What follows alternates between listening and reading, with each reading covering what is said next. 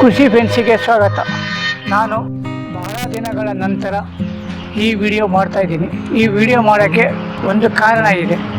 ಏನಂದರೆ ಮರಿಗಳು ಒಂದು ವಾರದಲ್ಲಿ ಫಸ್ಟ್ ವೀಕ್ ಏನೇನು ತೊಂದರೆ ಇದೆ ಅದ್ರ ಬಗ್ಗೆ ಮಾತ್ರ ಇವತ್ತು ವಿಡಿಯೋ ಮಾಡ್ತಾಯಿದ್ದೀನಿ. ಯಾಕೆ ಅಂದರೆ ಎಲ್ಲ ಟೈಮಲ್ಲೂ ಒಂದೇ ಥರನ ನಾವು ಮರಿನ ಸಾಕೋಕ್ಕೆ ಆಗಲ್ಲ, ಬ್ರೂಡಿಂಗು ಒಂದೇ ಥರ ಇರಲ್ಲ. ಹಾಗಾಗಿ ನಾನು ಈ ವಿಡಿಯೋ ಮಾಡ್ತಾಯಿದ್ದೀನಿ. ಮಳೆಗಾಲದಲ್ಲಿ, ಚಳಿಗಾಲದಲ್ಲಿ, ಬೇಸಿಗೆ ಕಾಲದಲ್ಲಿ ಬೇರೆ ಬೇರೆ ಥರ ಮಾಡಬೇಕಾಗುತ್ತೆ. ಚಳಿಗಾಲದಲ್ಲಿ ಆದ್ದರಿಂದ ನಾನು ಈ ವಿಡಿಯೋ ಮಾಡ್ತಾಯಿದ್ದೀನಿ.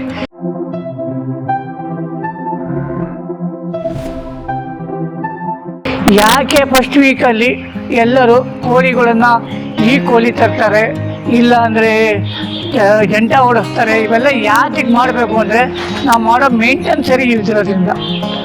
ಆದ್ದರಿಂದ ದಯವಿಟ್ಟು ಹೇಳ್ತಾ ಇದ್ದೀನಿ, ಯಾರು ಸರಿಯಾಗಿ ಆಗ್ತಾಯಿಲ್ಲ ಸಾಕೋಕ್ಕೆ ಅಂಥವರು ನಮ್ಮ ನಾನು ಈ ವಿಡಿಯೋದಲ್ಲಿ ನಂಬರ್ ಹಾಕಿರ್ತೀನಿ. ಆ ನಂಬರ್ ಕಾಲ್ ಮಾಡಿ ನಿಮಗೆ ಸಜೆಷನ್ನು ನಾನು ಡೈಲಿ ಕೊಡ್ತೀನಿ. ಅದರಂತೆ ಒಂದು ಬ್ಯಾಚ್ ಮಾಡಿ ನಿಮಗಿಷ್ಟ ಆದರೆ ಮುಂದುವರಿಯಿರಿ, ಇಲ್ಲ ಅಂದರೆ ನಿಮ್ಮ ಹೇಗೆ ಬೆಳೀತಿದ್ರೆ ಹಾಗೆ ಬೆಳೀರಿ. ಅದರಿಂದ ನನಗೇನು ತೊಂದರೆ ಇಲ್ಲ. ಇದರಲ್ಲಿ ನಾವು ಯಾರು ಲಾಸ್ ಮಾಡ್ಕೋಬಾರ್ದು ಅನ್ನೋ ಉದ್ದೇಶದಿಂದ ನಾನು ವಿಡಿಯೋ ಮಾಡ್ತಾಯಿದ್ದೀನಿ ಹೊರತು ಮತ್ತು ಯಾವುದೇ ಕಾರಣ ಅಲ್ಲ. ಆದ್ದರಿಂದ ಈಗ ಮರಿನ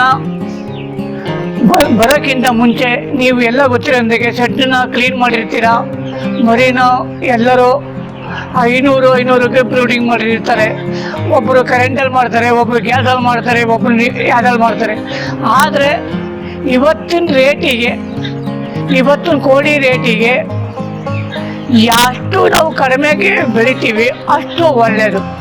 ನೀವೆಲ್ಲ ಹೇಳ್ಬೋದು ಮೆಡಿಸಿನ್ಸ್ ಹಾಕೋದ್ರಿಂದ ಏನು 50 ಪೈಸೆ ಜಾಸ್ತಿ ಬರುತ್ತೆ ಅಂತ. ನಾನು ದುಡ್ಡಿನ ಬಗ್ಗೆ ಹೇಳ್ತಾ ಇಲ್ಲ. ಇಂಗ್ಲೀಷ್ ಮೆಡಿಸನ್ನಿಗೂ ಸಾವಯವ ಮನೆ ಮದ್ದನ್ನು ಉಪಯೋಗಿಸಿ ಬೆಳೆಯೋದಕ್ಕೂ ತುಂಬ ವ್ಯತ್ಯಾಸ ಇದೆ. ಯಾಕೆಂದರೆ ಇಂಗ್ಲೀಷ್ ಮೆಡಿಸಿನ್ಸಲ್ಲಿ ನೀವು ಯೂಸ್ ಮಾಡ್ತಾಯಿದ್ರೆ ಪದೇ ಕಾಯಿಲೆಗಳು ಜಾಸ್ತಿ ಆಗ್ತಾ ಇರ್ತವೆ. ಆದರೆ ನೀವು ಇದು ಮನೆ ಮದ್ದು ಉಪಯೋಗಿಸ್ಕೊಂಡು ಮಾಡೋದ್ರಿಂದ ಒಂದು ಸತಿ ಕಾಯಿಲೆ ಕ್ಲಿಯರ್ ಆದರೆ ಮತ್ತೆ ಬರಲ್ಲ. ಆದರೆ ಮತ್ತೆ ಅದು ಯಾವ ರೀತಿ ಸಾಕಬೇಕು ಅನ್ನೋದು ಮೆಡಿಸಿನ್ಸ್ ಕೊಡೋದು ದೊಡ್ಡ ಇಂಪಾರ್ಟೆಂಟ್ ಅಲ್ಲ. ಸಾಕಾಣಿಕೆ ಹೇಗೆ ಮಾಡಬೇಕು ಅನ್ನೋದು ಭಾಳ ಇಂಪಾರ್ಟೆಂಟ್. ಯಾವ ರೀತಿ ಸಾಕಬೇಕು, ಎಷ್ಟು ದಿನಕ್ಕೆ ಎಷ್ಟು ಅಗಲ ಕೊಡಬೇಕು, ಈಟ್ ಎಷ್ಟು ಕೊಡಬೇಕು, ಈಟ್ ಕಮ್ಮಿ ಆದರೆ ಏನಾಗುತ್ತೆ, ಜಾಸ್ತಿ ಆದರೆ ಏನಾಗುತ್ತೆ, ಇದ್ರ ಬಗ್ಗೆ ಎಲ್ಲ ನೀವು ತಿಳ್ಕೊಳ್ಳೋದು ತುಂಬ ಒಳ್ಳೆಯದು. ಈಟ್ ಕೆಲವು ಮರಿಗಳಲ್ಲಿ ಹೀಟು ಸಿಕ್ಕಾಪಟ್ಟೆ ಕೊಡ್ತಾರೆ, ಸೀಲಿಂಗ್ ಮಾಡ್ತಾರೆ, ಎಲ್ಲೂ ಗಾಳಿ ಬರ್ದಂಗೆ ಮಾಡ್ಕೊತಾರೆ. ಅದು 24 hours ಇದ್ದರೆ ಒಳ್ಳೆಯದು. ಅದಕ್ಕಿಂತ ಜಾಸ್ತಿ ಆದರೆ ನಿಮಗೆ ಈ ಕೋಳಿ ಬರುತ್ತೆ, ಅಮೋನಿಯಾ ಇದಿರುತ್ತೆ, ಮತ್ತು ಅಲ್ಲಿಂದನೇ ಕಾಯಿಲೆ ಶುರು ಆಗುತ್ತೆ. ನೀವು ಫಸ್ಟ್ ವೀಕಲ್ಲಿ 180 ಗ್ರಾಮ್, 170ರಿಂದ 180 ಗ್ರಾಮ್ ನಿಮ್ಮ ಮರಿಗಳು ಬಂತು ಅಂದರೆ ಮುಂದಕ್ಕೆ ನಿಮಗೆ 50% ಸಾಕೋದು ಜವಾಬ್ದಾರಿ ಕಮ್ಮಿ ಆಗುತ್ತೆ, ರಿಸ್ಕ್ ಕಮ್ಮಿ ಆಗುತ್ತೆ. ಆದ್ದರಿಂದ ಫಸ್ಟ್ ವೀಕಲ್ಲಿ ಹೇಗೆ ಮಾಡಬೇಕು ಅನ್ನೋದನ್ನ ಭಾಳ ಇಂಪಾರ್ಟೆಂಟಿಂದ ನೀವು ನೋಡಬೇಕಾಗುತ್ತೆ. ಎಷ್ಟು ನೀವು ಈಟ್ ಮುಗಿಯೋದ್ರ ಒಳಗೆ ಕೋಳಿನ ಮರಿಗಳನ್ನು ಎಷ್ಟು ಸಾಕ್ತೀರಾ ಅದ್ರ ಮೇಲೆ ನಿಮ್ಮ ಮುಂದಿನ ಕೋಳಿ ಲಾಭ ನಷ್ಟಗಳು ಆಗ್ತವೆ. ಮರಿಯಲ್ಲೇ ನೀವು ಫೇಲ್ಯೂರ್ ಆಗಿಬಿಟ್ರೆ ಆ ಬ್ಯಾಚ್ ಪೂರ್ತಿ ನಿಮಗೆ ಕಾಯಿಲೆಗಳೇ ಜಾಸ್ತಿ ಆಗ್ತವೆ. ಆದ್ದರಿಂದ ದಯವಿಟ್ಟು ಹೇಳ್ತಾ ಇದ್ದೀನಿ, ನೀವು ಇಂಗ್ಲೀಷ್ ಮೆಡಿಸಿನ್ನೆಲ್ಲ ಹಾಕೊಳ್ಳಿ, ಸಾವಯವದೆಲ್ಲ ಬನ್ನಿ, ಏನಾರ ಬನ್ನಿ, ಸಾಕೋ ರೀತಿ ಭಾಳ ಇಂಪಾರ್ಟೆಂಟು. ಆದ್ದರಿಂದ ದಯವಿಟ್ಟು ಸಾಕೋ ಕಡೆ ಗಮನ ಕೊಡಿ. ದಿನ ಏನು ಮಾಡಬೇಕು, ಏನು ಮಾಡಿದ್ರೆ ಕಾಯಿಲೆ ಬರಲ್ಲ, ಏನು ಮಾಡಿದ್ರೆ ಕಾಯಿಲೆ ಬರುತ್ತೆ, ಕಾಯಿಲೆ ಯಾಕೆ ಬರುತ್ತೆ ಅದು ಭಾಳ ಇಂಪಾರ್ಟೆಂಟು.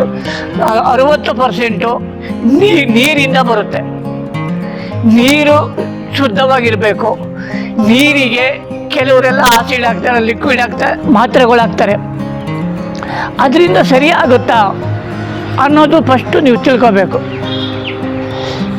ಹೇಗೆ ತಿಳಿಯೋದು? ನಮ್ಮ ರೈತರು ಮಟ್ಟದಲ್ಲಿ ತಿಳಿಬೇಕಾದ್ರೆ ನೀವು ಪಾತ್ರೆಗಳನ್ನು ಬೆಳಿಗ್ಗೆ ತೊಳಿತೀರಲ್ಲ ಆವಾಗ ಸ್ವಲ್ಪ ಜಾರುತ್ತೆ, ಗೊತ್ತಾ ನಿಮಗೆ? ಜಾರಬಾರ್ದು. ಜಾರುತ್ತೆ ಅಂದರೆ ಅಲ್ಲಿ ಬ್ಯಾಕ್ಟೀರಿಯಾಗಳು ಉತ್ಪತ್ತಿ ಆಗ್ತಾ ಇದೆ ಅಂತ ಅರ್ಥ. ನೀವು ಏನೇ ಮಾತ್ರ ಹಾಕಲು ಜಾರುತ್ತೆ. ಆದರೆ ನಾವು ಸಾವಯವದಲ್ಲಿ ಮಾಡೋದ್ರಿಂದ ಅದು ಪಾತ್ರೆಗಳು ಜಾರಲ್ಲ. ಆವಾಗ ಬ್ಯಾಕ್ಟೀರಿಯಾಗಳು ಉತ್ಪತ್ತಿ ಆಗಲ್ಲ. ಬ್ಯಾಕ್ಟೀರಿಯಾಗಳು ಉತ್ಪತ್ತಿ ಆಗಲ್ಲ ಅಂದರೆ ನಿಮಗೆ 50% ರೋಗ ಕಡಿಮೆ ಆಗುತ್ತೆ. ಎರಡನೇದು ಗಾಳಿ ಬೆಳಕು. ಯಾವ ದಿನ ಎಷ್ಟು ಗಾಳಿ ಕೊಡಬೇಕು, ಯಾವ ಬ್ಯಾಚಲ್ಲಿ ಎಷ್ಟು ಹೇಗೆ ಪರ್ದೆಗಳು ಹಾಕಬೇಕು ತೆಗಿಬೇಕು, ಇದು ಭಾಳ ಇಂಪಾರ್ಟೆಂಟು. ಇದ್ರ ಮೇಲೆ ನಿಮ್ಮ ಕೋಳಿ ಬೆಳವಣಿಗೆ ನಿಂತಿರುತ್ತೆ. Feed high feed low feed ಅಲ್ಲ, ಅದರಲ್ಲಿ ನೀವು ಸಾಕೋ ರೀತಿ ಮೇಲೆ ಸಾಕ್ಬೋದು. ಈಗ ಇಂಟಿಗೇಷನ್ರೆಲ್ಲ ಮ್ಯಾಸ್ ಫೀಡ್ ಕೊಡ್ತಾರೆ, ಅದರಲ್ಲೂ ಕೋಳಿ ಬರ್ತಾ ಇಲ್ವಾ? ನಾವು ಪೆಲೆಟ್ಗೆ ಹೋಗ್ತೀವಿ, ಪೆಲೆಟಲ್ಲೂ ನಾವು ಫೇಲ್ಯೂರ್ ಆಗ್ತಾಯಿದ್ದೀವಿ. ಯಾಕೆ? ಇದು ಸಾಕೋ ರೀತಿಯಲ್ಲಿ ಆಗ್ತಾಯಿದೆಯಾ ಹೊರತು ಬೇರೆ ಅಲ್ಲ. ಒಬ್ಬರದು 1.5ಗೆಲ್ಲ FCR ಬರುತ್ತೆ, ಒಬ್ಬರದು 1.8 ಬರುತ್ತೆ, 1.9 ಬರುತ್ತೆ. ಯಾಕೆ ಬರುತ್ತೆ? ಅದೇ ಫೀಡು, ಅದೇ ಮರಿ, ಅದೇ ಇದು, ಅದರ ಡಿಫ್ರೆನ್ಸ್ ಯಾಕಾಗುತ್ತೆ?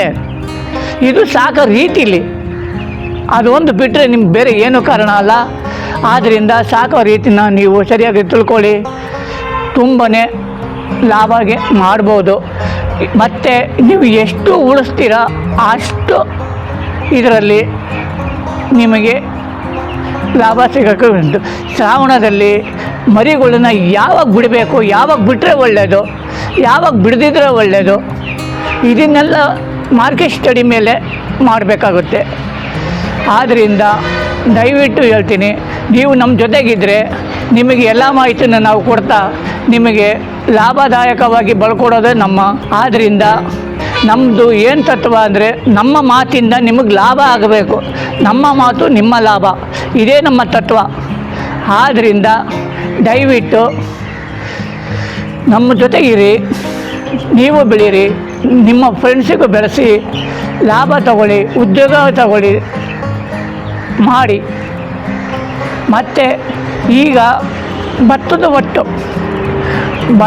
ಒಟ್ಟು ಸಿಗುತ್ತೆ 8,000 ತನಕನೂ ಹೋಗ್ತಾ ಇದೆ. 7,500ರಿಂದ 8,000, 8,500 ತನಕ ಹೋಗ್ತಾ ಇದೆ ಒಂದು ಟನ್ನಿಗೆ. ಭತ್ತದ ಒಟ್ಟು ಇಲ್ಲದೆ ಕೋಳಿ ಬೆಳೆಯೋಕ್ಕೆ ಸಾಧ್ಯ ಇಲ್ವಾ? ಇದು ಭಾಳ ಇಂಪಾರ್ಟೆಂಟ್. ಭತ್ತದ ಒಟ್ಟು ಇರಲಿಲ್ಲ ಅಂದರೆ ಕೋಳಿ ಬೆಳೆಯೋಕ್ಕಾಗಲ್ವಾ? ಯಾಕಾಗಲ್ಲ? ಅದಕ್ಕಿಂತ ಕಡಿಮೆ ಖರ್ಚಲ್ಲಿ ಬೆಳಿಬೋದಾ?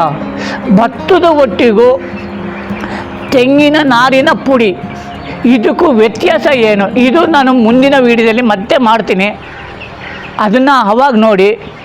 ಈಗ ನಿಮಗೆ ಫಸ್ಟ್ ವೀಕಲ್ಲಿ ಏನೇನು ತೊಂದರೆ ಇದೆ ಅಂತ ಕಮೆಂಟ್ ಮಾಡಿದ್ರೆ ನಿಮಗೆ ನಾನು ಉತ್ತರ ಕೊಡ್ತಾ ಬರ್ತೀನಿ. ನೀವು ನಮ್ಮ ಜೊತೆ ಇರಿ, ಚೆನ್ನಾಗಿರುತ್ತೆ, ಕೋಳಿ ಬೆಳೆಯೋಣ. ಇನ್ನು ಮುಂದಿನ ವೀಡಿಯೋ 2ನೇ ವೀಕಲ್ಲಿ ಏನಾಗುತ್ತೆ ಅದು ನಾನು ಮಾಡ್ತೀನಿ. Thank you.